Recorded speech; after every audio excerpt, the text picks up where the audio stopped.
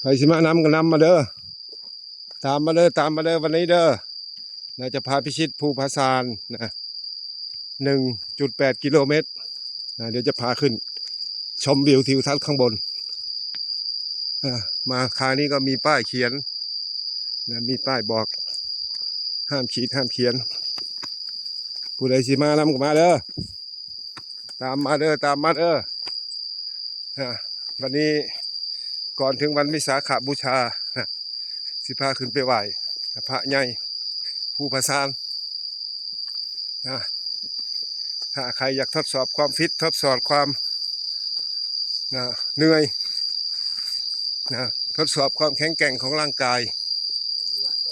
มือนี้มากับพานประแดกมากับคุณประแดก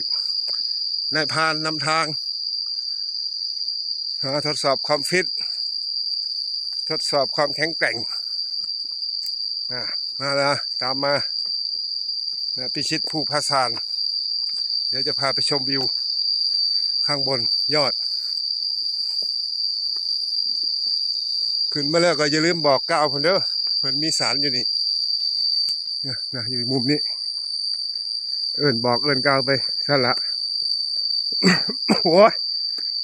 ขานี่ก็สิไหว้บ่ล่ะเฮาบัดนี้คือขาสั่นแท้ล่ะ